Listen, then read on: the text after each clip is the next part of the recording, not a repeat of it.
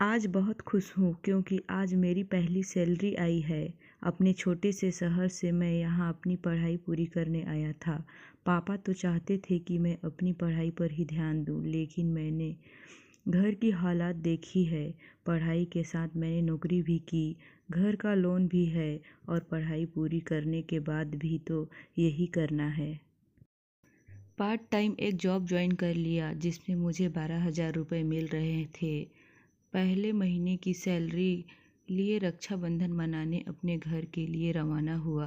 घर जाने में मुझे 6 घंटे लगते हैं। ट्रेन का सफ़र रहता है। सैलरी के पैसे मैंने अपने पर्स में रखे थे। त्योहार का समय है, ट्रेन में जगह मिलना मुश्किल की बात है। लेकिन इन सब बातों को अब मैं मुसीबत नहीं मान रहा था, बल्कि इन सब के बावजूद मेरा मन खुश था। जेब में पैसे जो थे, पैसा पास हो तो खुशी तो होती ही है। इस बात का मुझे आज एहसास हो गया था। ट्रेन का लोकल डब्बा पूरा भरा था। मेरा स्टॉप लास्ट स्टॉप था। कई स्टेशन पर रुकती ट्रेन मज़े से चल रही थी। प्लेटफार्म पर उतरकर मैं भी मज़े लेते कुछ खाते पीते हुए अपनी यात्रा कर रहा था। थोड़ी देर बाद ट्रेन में कुछ जगह हुई और एक सीट मुझे बैठने को मिल गई। खिड़की के पास की सीट थी तो बाहर की ठंडी गर्म हवा में मेरे आँख कब लग गई मुझे पता भी नहीं चला। करीब 2 घंटे बाद शोर के कारण मेरी आँख खुल गई। अभी मैंने समय देखा, मेरा स्टेशन करीबन 1 घंटे दूर और होगा। प्यास लगी, मैंने पानी की बोतल लेने के लिए अपने पैंट की पीछे वाली जेब में हाथ डालकर पर्स निकालना चाहा। मेरी तो जैसे जान ही निकल गई। मेरा पर्स मेरे पॉकेट में नहीं था।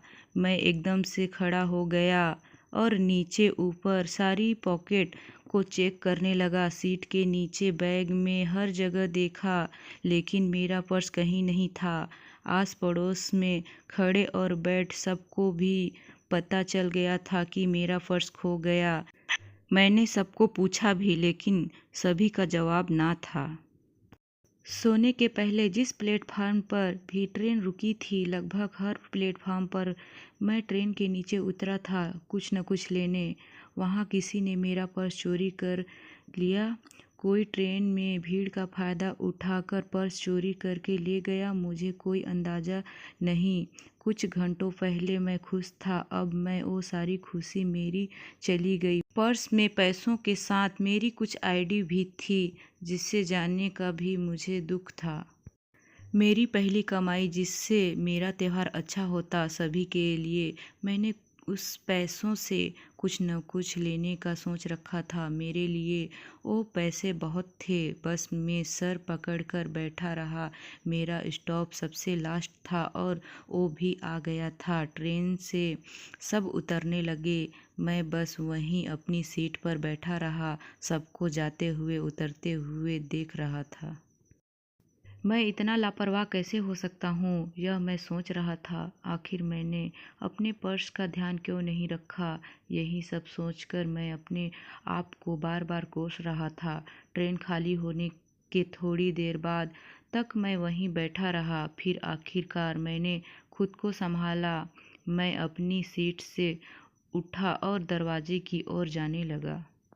आंखें मेरी अब भी यहाँ वहाँ मेरे पर्स को ही खोज रही थी। सोच रहा था कि क्या पता यहीं कहीं पड़ा होगा मेरा पर्स। इसलिए मैं सब सीट के नीचे एक बार फिर से देखते हुए जा रहा था।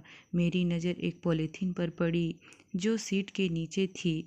उसको उठाकर मैंने खोलकर देखा। उसमें एक हैंडबैग निकला।